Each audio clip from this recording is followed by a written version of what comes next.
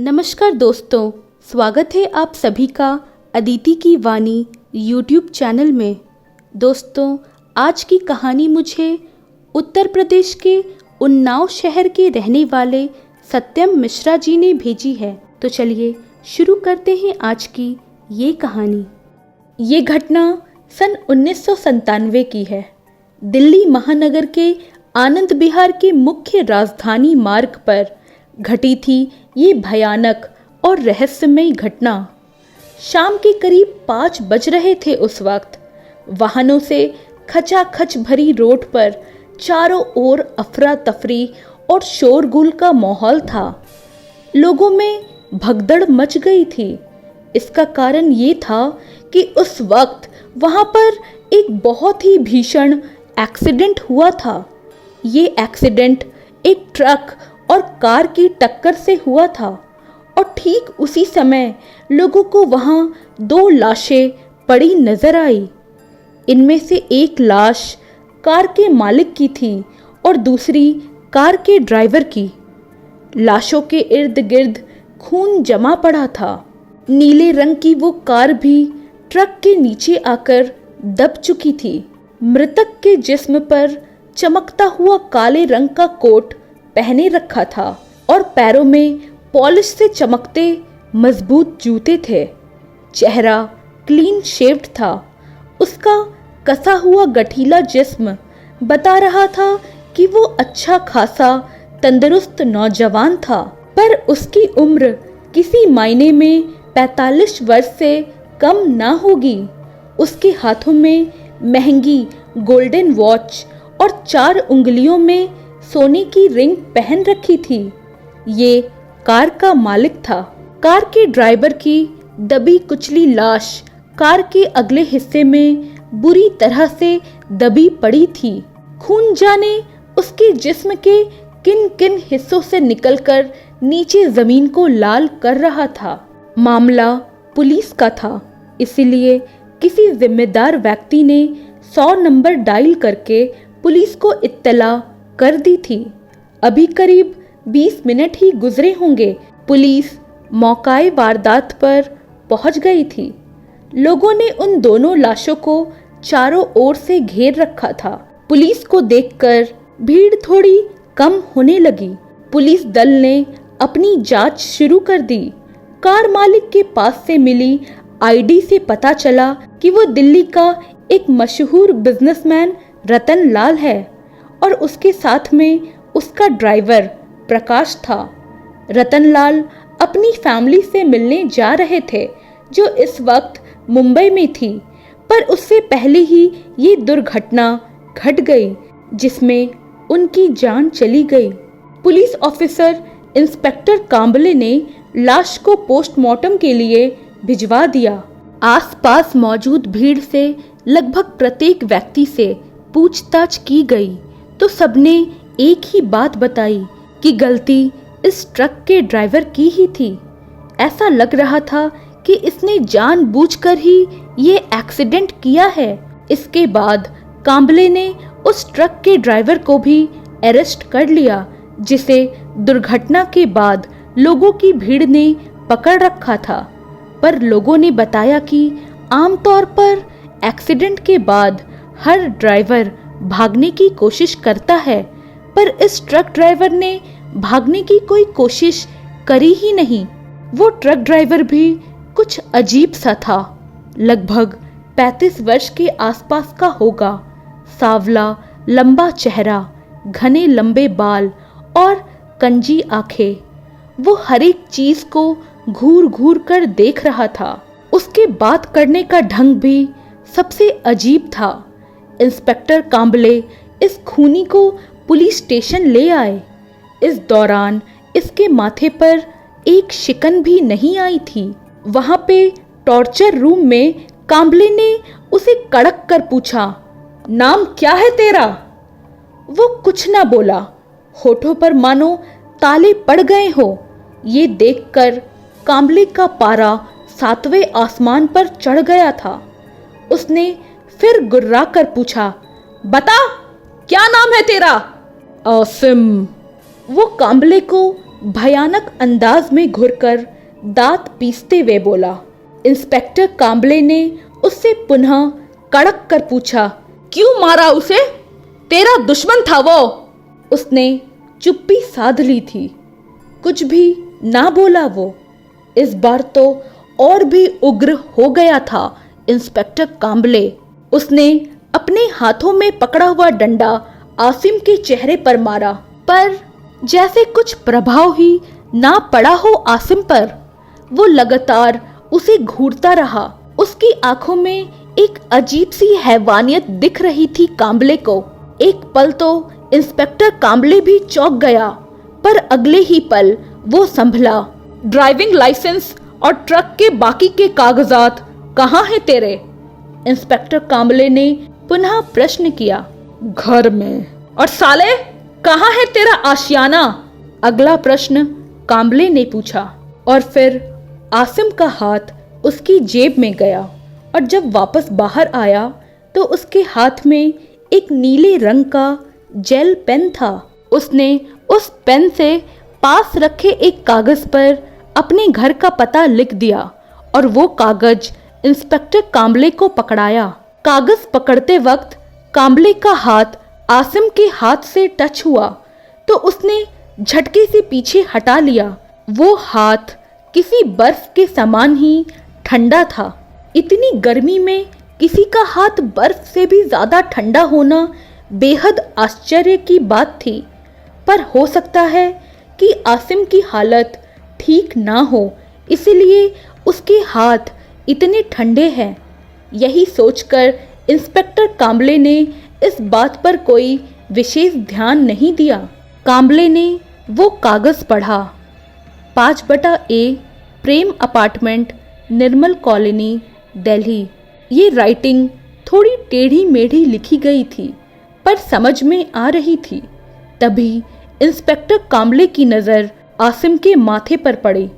उसके माथे के दाईं ओर एक चोट का पुराना निशान बना हुआ था। ऐसा लग रहा था कि जैसे वो अंग्रेजी के एस अक्षर जैसा हो।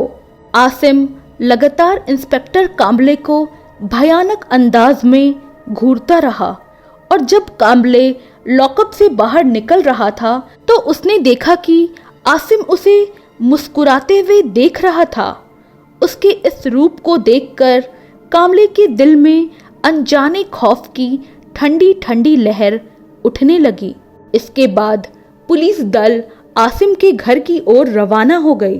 कुछ ही देर में पुलिस आसिम के घर के दरवाजे पर खड़ी थी। दरवाजा खटखटाने पर एक 30-32 वर्षीय महिला बाहर निकली। उसके वस्त्र जहां तहां फटे हुए थे। महिला से बात करने पर पता चला उसका नाम साइबा है, जो इस घर में अपने बच्चे असलम के साथ रहती है और इस वक्त बड़े ही बुरे दौर से गुजर रही है। जब इंस्पेक्टर कांबले ने साइबा को खूनी दुर्घटना और असीम की गिरफ्तारी की सूचना दी तो वो ऐसे चौंक गई मानो उसे बिजली का 440 वॉट का झटका लगा हो। पहले तो एक बार उसे इस बात पर विश्वास ही ना हुआ, पर जब इंस्पेक्टर कांबले ने साइबा से उसके चौंकने का कारण पूछा तो उसने एक बड़ी ही रहस्यमयी बात बताई। ये बात वाकई में बहुत ज्यादा डरा देने वाली थी और इस बार चौंकने की बारी इंस्पेक्टर कांबले की थी। सुनकर उसे अपने कानों पर विश्वास ही ना हुआ। साइबा ने उसे बताया, इंस्पेक्टर जनाब, ये आप क्या फरमा रहे हैं? उनका इंतकाल हुए तो 1 बरस हो गए हैं। आज से ठीक 1 साल पहले एक रोड एक्सीडेंट में उनकी जान चली गई थी और आप कह रहे हैं कि वो आपसे मिले हैं क्या? कांबले ने चौंकते हुए पूछा। हाँ जनाब, अल्लाह की कसम, मैं सच कह रही हूँ, साइबा ने कहा। कैसे हुई थी उनकी मौत? कांबले ने पूछा। आप जरा विस्तार में बताएंगी? उस दिन हमारे शौहर आसिम का ट्रक आनंद विहार की रोड पर था। उस दिन बड़ा ट्रैफिक था। तभी उन्होंने देखा कि सामने से एक कार तेज रफ्तार में चली आ रही थी। वो कार अपने संतुलन में नहीं थी। शायद उस कार के ड्राइवर ने शराब पी रखी थी। एक्सीडेंट से बचने के वास्ते आसिम ने अपना ट्रक तेज रफ्तार में आगे बढ़ा दिया, पर वो ट्रक रोड पर बने ब्रिज की बाउंड्री वॉल को तोड़ता हुआ नीचे जा गिरा था और इसी हादसे में उनका इंतकाल हो गया था जनाब। उस कार वाले की गलती से मेरे शौहर की मौत हो गई थी। वो कार वाला वहां से भाग निकला था। कुछ पता चला था उस कार वाले का? इंस्पेक्टर कांबले ने पूछा। जनाब, वो शहर का कोई जाना माना बिजनेसमैन था। रतन लाल नाम था उसका। एक्सीडेंट के बाद आगे टोल नाके पर पकड़ा गया था। वो शराब के नशे में धुत। कानूनी कार्रवाई भी हुई थी, पर वो अपनी दौलत और पावर के दम पर कानून की गिरफ्त से साफ बचकर निकल गया था जनाब। इंस्पेक्टर कांबले ने साहिबा के स्वर में नफरत और गुस्से के भाव को साफ साफ देखा था। उसकी आंखों से उठती ज्वाला उसे नजर आ रही थी। आप ये क्या कह रही हैं साहिबा जी? आपने उस आदमी का नाम क्या बताया? वो कोई रतनलाल करके था जनाब। पर आज जिसका आपके पति की गाड़ी से दुर्घटना में मौत हो गई थी, वो भी एक बिजनेसमैन ही है और उसका नाम भी रतनलाल है। क्या जनाब? साहिबा ने चौंकते हुए पूछा। इंस्पेक्टर कांबले बोला, और क्या जगह बताई थी आपने कि कहाँ आपके शौहर की मौत हो गई थी?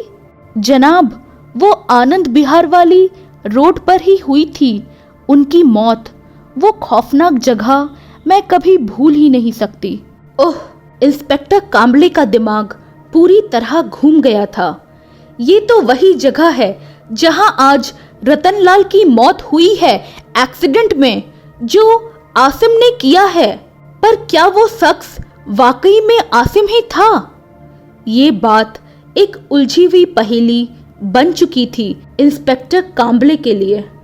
जब कांबले ने साहिबा से पूछा कि क्या आसिम के माथे पर कोई चोट का निशान था, तो साहिबा ने कहा कि हाँ जनाब, उसके माथे के दाईं ओर एक छोटा सा चोट का निशान था जो अंग्रेजी के एस अक्षर के जैसा था। ये चोट का निशान मरने से पहले उसकी लाश के माथे पर देखा गया था। शायद ये निशान आसिम को उस दुर्घटना में आया होगा जिसमें उसकी मौत हुई थी। जब कांबले ने साहिबा को आसिम के हाथ का लिखा गया वो नोट दिखाया जिसमें उसने अपने घर का पता लिखा था, तो उसे देखकर साहिबा के पैरों तले जमीन खिसक गई। वो उस टेढ़ी मेढ़ी हैंडराइटिंग को कैसे भूल सकती थी? वो आसिम की ही हैंडराइटिंग थी जिसे वो भली भांति पहचानती थी। आसिम हमेशा अपने पेन से वैसे ही राइटिंग में लिखा करता था। इंस्पेक्टर कांबले ने साहिबा को लॉकअप में कैद आसिम का हुलिया बताया, तो साहिबा ने उसे अपने शौहर के रूप से एकदम सटीक मिलता हुआ बताया, खासकर उसकी कंजी आंखें। फिर साहिबा थोड़ी भावुक हो चली। उसने कांबले से कहा, जनाब, मुझे ऐसा लगता है कि जिस शख्स के कारण उनका इंतकाल हुआ था, उन्होंने उस शख्स को मारकर आज अपनी मौत का बदला लिया है। ये वही सेठ रतन लाल होगा जो उनकी मौत का असली गुनहगार था। सारे सबूत तो एक ही बात की तरफ इशारा कर रहे हैं कि तुम्हारी बात बिल्कुल सही है, पर कानून ऐसी बातों पर विश्वास नहीं करता है।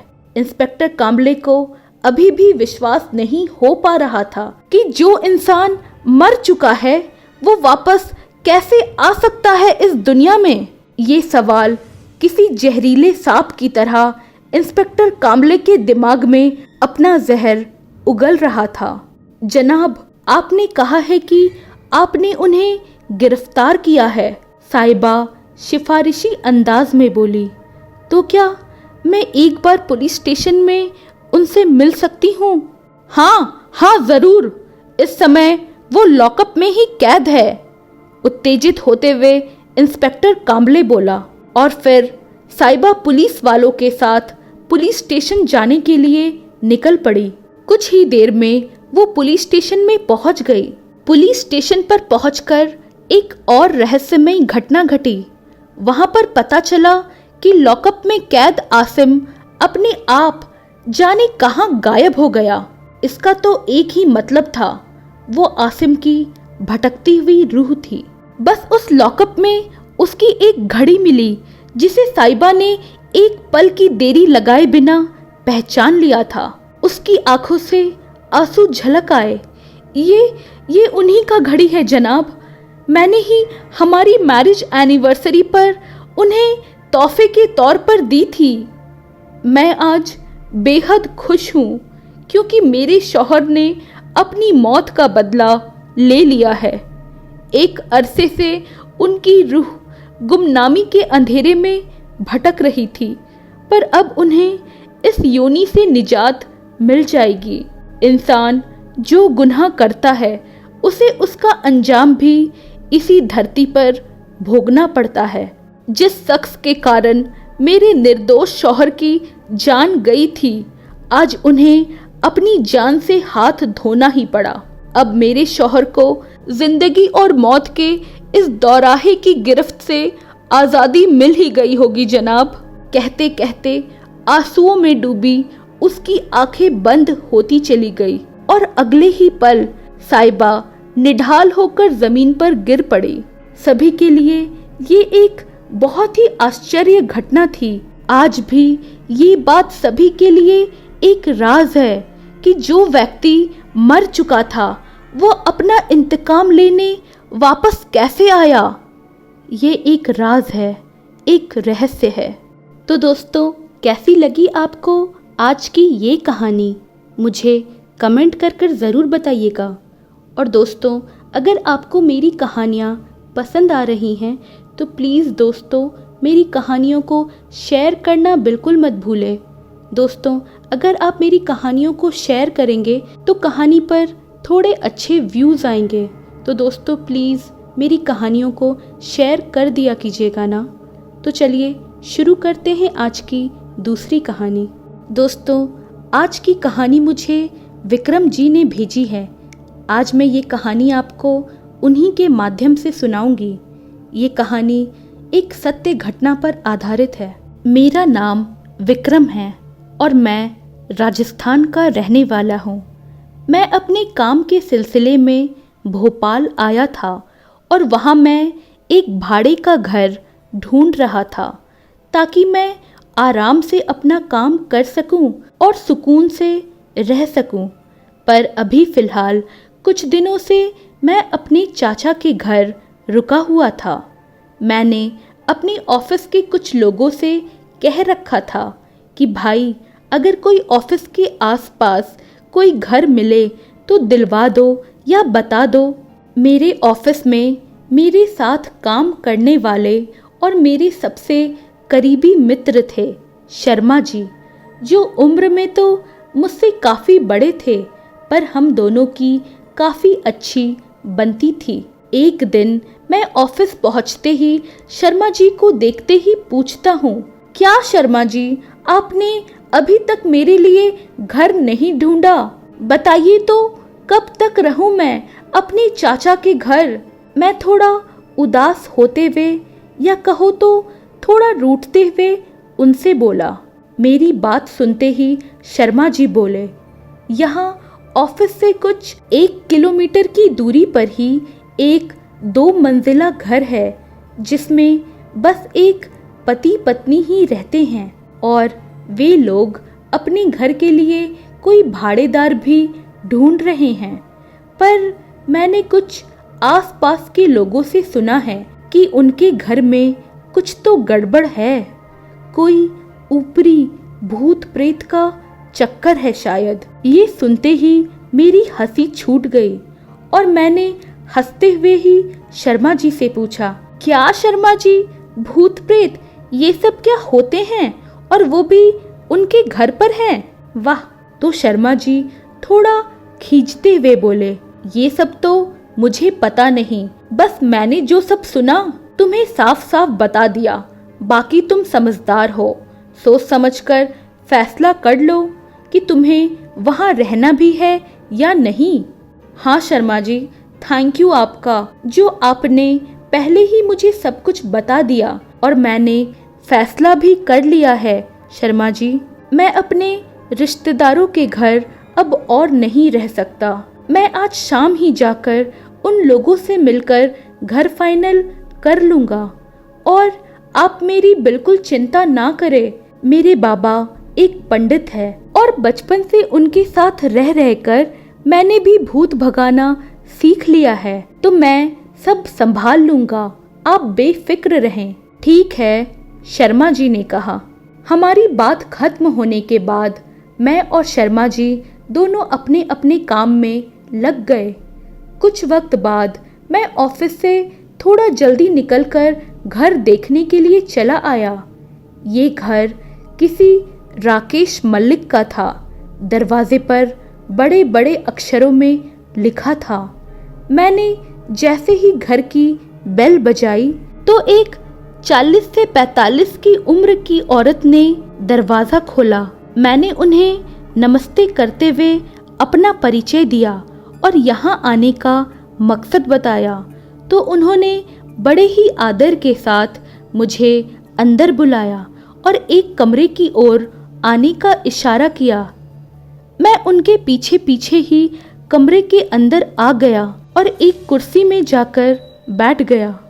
वहीं उस कमरे के बिस्तर में मैंने एक आदमी को सोते हुए पाया और वो आदमी नींद में हल्का हल्का कुछ बुदबुदा रहा था। मैंने उस औरत से पूछा, क्या हुआ है इन्हें? तो उस औरत ने कहा, बेटा, ये मेरे पति रमन मलिक हैं और मैं मिसेस मलिक। ये घर मेरे पति के बड़े भाई की है, जिनका नाम आपने दरवाजे पर देखा होगा, राकेश मलिक।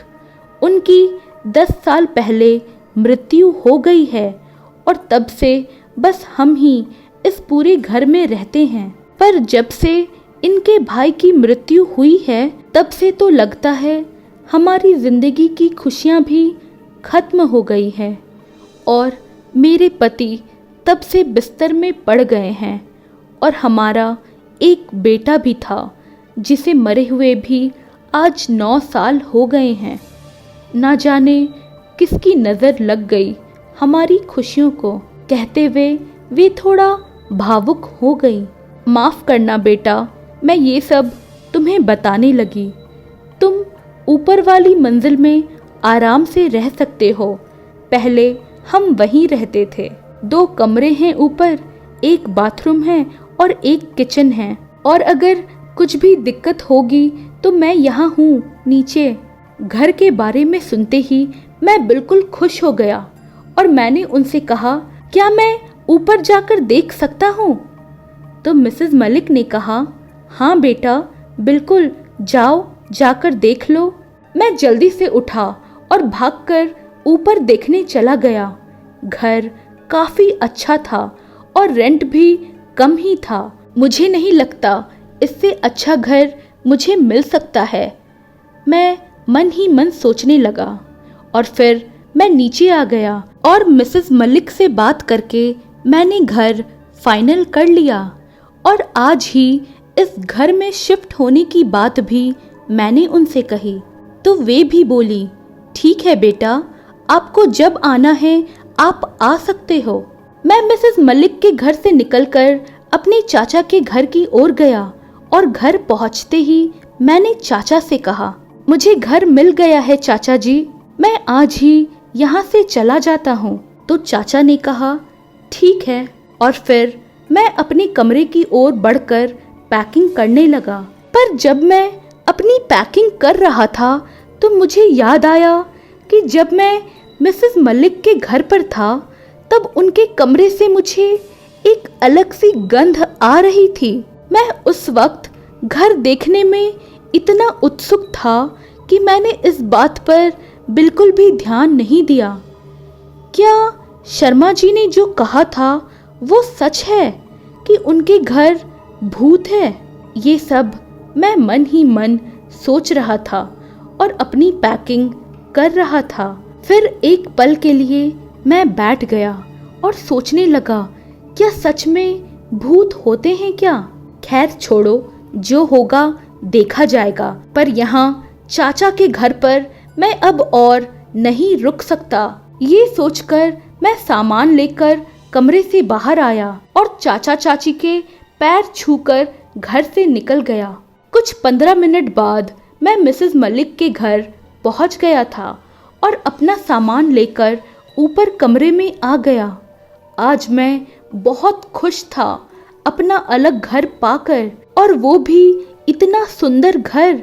मैंने जल्दी से पिज़्ज़ा ऑर्डर किया, थोड़े बहुत अपने सामान को अलमारी में सेट किया और फिर भर पेट पिज़्ज़ा खाकर आराम से अपने बिस्तर पर लेट गया। आज मुझे बहुत अच्छी सुकून वाली नींद आएगी इतने दिनों के बाद, मैंने खुद से ही बोला और मुस्कुराने लगा। कुछ ही देर में मेरी आँख लग गई। फिर रात के करीब 2 बजे अचानक ही मेरी आँख खुल गई। एक अजीब सा गंध मेरे पूरे कमरे से आने लगा था। मैं जल्दी से उठकर खड़ा हो गया। ये गंध बहुत ही ज़्यादा गंदा था। मैं अपने रूम से बाहर निकला, पर फिर भी ये गंध आ ही रहा था। फिर मुझे नीचे से आता कुछ शोर सुनाई दिया। मैं भागकर नीचे गया तो मैं देखता हूँ कि रमन मलिक बिस्तर पर लेटे लेटे ही अपनी पत्नी का गला दबा रहे हैं और उनके मुंह से अजीब सी आवाज़ें आ रही है। और ये जो पूरे घर में गंदी सी बदबू फैली हुई है, ये इनके मुंह से ही आ रही है। क्योंकि जब मैंने मिसेस मलिक को वहाँ बिस्तर से हटाया तो मैंने देखा कि रमन मलिक के मुंह से हरे रंग का एक धुआं सा निकल रहा है और ये गंध उसी से फैल रही है इस पूरे घर में। और वो घूरते हुए मेरी ओर देखकर कुछ बुदबुदाने लगे और फिर वो बेहोश हो गए। और उनके बेहोश होते ही उनका मुंह बंद हो गया और ये गंदी सी बदबू भी अब चली गई। मुझे कुछ समझ नहीं आ रहा था कि ये सब क्या था और ये सब क्या हो रहा है। फिर मिसेस मलिक ने मुझे बताया कि ये सब पिछले 10 साल से चला आ रहा है, जब से मेरे पति के बड़े भाई की मृत्यु हुई है। और ये सिलसिला रोज होता है। रोज मेरे पति मेरा गला दबाते हैं पर मुझे कभी मारते नहीं हैं। ये सुनकर मैं दंग रह गया और मैंने चौंकते हुए उनसे पूछा, क्या कह रही हैं आप? ये सब आप पिछले 10 सालों से झेल रही हैं, पर आपने इन्हें किसी तांत्रिक, ओझा, मौलवी या डॉक्टर से क्यों नहीं दिखाया? कैसे दिखाती मैं बेटा? रमन मुझे मना करते हैं कहीं भी जाने से और ये मुझसे कहते हैं कि अगर मैं किसी तांत्रिक के पास गई तो ये भी मर जाएंगे जैसे हमारा बेटा मरा था। क्या मतलब? मैंने पूछा। क्या बोलूँ मैं बेटा, मुझे खुद इनकी बात समझ नहीं आती और मैं ये भी सोचती हूँ कि जो हो रहा है होने दो, कम से कम ये तो मेरे साथ हैं। अगर सही में किसी ओझा तांत्रिक के चक्कर में इन्हें कुछ हो गया तो फिर मैं क्या करूँगी इनके बिना? इनके सिवा मेरा इस दुनिया में कोई भी नहीं है बेटा। मैं अब थोड़ा बहुत कुछ समझ रहा था कि कुछ तो गड़बड़ है यहाँ, कोई ऊपरी साया। फिर मैंने मिसेस मलिक से थोड़ा गंगा जल मांगा और पूरे घर में छिड़क दिया और कुछ मंत्र पढ़ने लगा। मैं एक पंडित परिवार का था, इसलिए मुझे मंत्रों का अच्छा ज्ञान था। मेरे मंत्र पढ़ते ही रमन मलिक अपने बिस्तर में छटपटाने लगे और बोलने लगे, मुझे माफ़ कर दो भाई, मुझे माफ़ कर दो, गलती हो गई मुझसे, मुझे माफ़ कर दो। ये सब सुनते और देखते ही मैं और मिसेस मल्लिक दंग रह गए और मैंने मिसेस मल्लिक से पूछा, क्या आप सच्चाई जानना चाहेंगी और इन सब तकलीफ़ों से छुटकारा चाहती हैं तो बताइए मुझे, मैं अपने बाबा को फ़ोन करके यहाँ बुला लूँगा। उन्होंने ऐसे भूतों आत्माओं से बहुतों को छुटकारा दिलाया है। बताइए मिसेस मल्लिक, और कब तक आप ये सब सहन करना चाहती हैं? क्या आप नहीं चाहती कि आपके पति की ऐसी हालत की वजह आपको पता चले? मिसेस मल्लिक बस चुपचाप खड़ी थी और मुझे घूरे जा रही थी। फिर उन्होंने धीरे से सर हिलाकर हाँ में उत्तर दिया। मैं अब अपने कमरे में आ गया था। इस वक्त सुबह के 4 बज रहे थे। मैंने अपने बाबा को कॉल करके यहाँ बुला लिया और उन्हें सारी बातें भी बता दी और मैंने अपने ऑफिस में भी मेल कर दिया और आज कल 2 दिन की छुट्टी भी ले ली। सुबह 10 बजे के करीब मेरे बाबा आ चुके थे और आते ही उन्होंने घर के आंगन में एक बड़ा सा हवन कुंड बनाया और अपना पूजा पाठ शुरू कर दिया। मैं भी घर के मंदिर में माता के चरणों के पास दीपक जलाकर अपना पाठ करने लगा। मिसेस मल्लिक का ये घर काफी बड़ा था। बड़ा सा रसोई, नीचे 4 कमरे, ऊपर 2 कमरे, एक बड़ा सा बगीचा जिसमें आम पपीता के बड़े बड़े पेड़ लगे हुए थे। इतना बड़ा घर और रहने वाले बस 2 लोग। कुछ वक्त बाद मेरे बाबा की पूजा के बाद मैं और मेरे बाबा मिलकर रमन मल्लिक को उठाकर हवन कुंड के पास ले आते हैं और उनके माथे पर थोड़ा भस्म लगा देते हैं।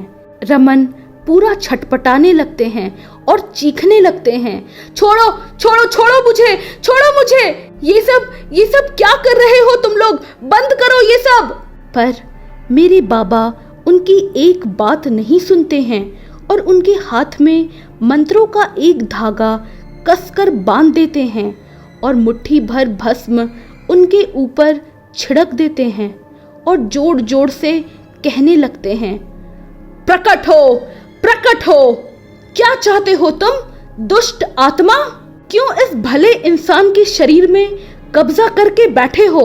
प्रकट हो, प्रकट हो।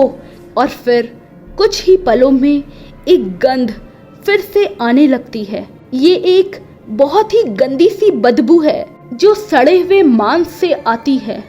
और फिर रमन की आंखें एकदम लाल लाल हो जाती है और वो कहने लगता है, ओ पंडित, तू मुझे दुष्ट कह रहा है? दुष्ट ये है रमन, मेरा छोटा भाई, जिसने अपने बेटे के साथ मिलकर मेरी हत्या की थी। ये सुनते ही मिसेस मल्लिक एकदम से चौंक गई और उनकी आंखें भर आई। वो चुपचाप जमीन पर बैठकर ये सब सुनने लगी। फिर वो आत्मा आगे कहती है, मेरा नाम राकेश है, राकेश मल्लिक, और ये घर मेरा है। मैंने अपने खून पसीने से इस घर को बनाया था, अपने और अपने परिवार के लिए। पर जब मेरा परिवार, मेरी बेटी और मेरी बीवी एक कार एक्सीडेंट में मर गए तो मैंने अपने घर का ऊपर वाला हिस्सा अपने छोटे भाई रमन को रहने के लिए दे दिया था और गांव से उन्हें शहर में रहने के लिए बुला लिया। और मैंने अपने इस बड़े से घर के नीचे वाले हिस्से में सोचा था कि मैं यहाँ एक छोटा सा वृद्धा आश्रम बना दूंगा ताकि मेरे जैसे अकेले तन्हा बूढ़ों को एक दूसरे का साथ मिल सके। मेरे इतने नेक विचार थे। पर जब मैंने ये सब रमन को बताया तो रमन और उसके बेटे के चेहरे के रंग उड़ गए। ये मुझे मना करने लगे कि क्या भैया, ये सब क्यों कर रहे हो? अब आप इन कमरों को भाड़े में लगा दो ताकि कुछ पैसे आएंगे घर में, पर आप इन्हें मुफ्त में मत दो किसी बुढ़े लोगों को। पर जब मैंने कहा, नहीं रमन, ये मेरा घर है और मेरी यही इच्छा है कि यहाँ बेसहारा बूढ़े लोग रहे। मुझे अपना ये घर भाड़े में नहीं लगाना है।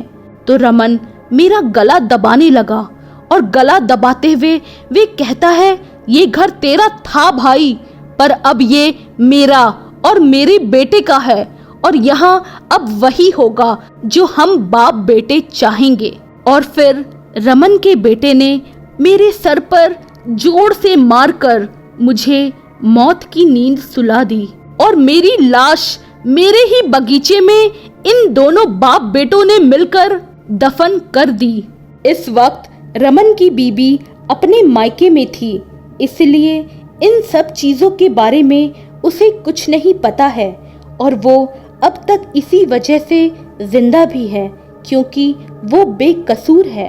और फिर मैंने रमन की बीबी की गैर हाजिरी में मौका पाकर रमन की आंखों के सामने बगीचे में बने कुएं में गिराकर इसके बेटे को मार दिया।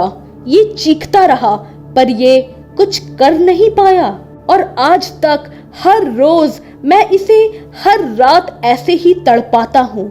हर रात इसका गला दबाता हूँ, इसे तड़पाता हूँ जैसे इसने मेरा गला दबाया था।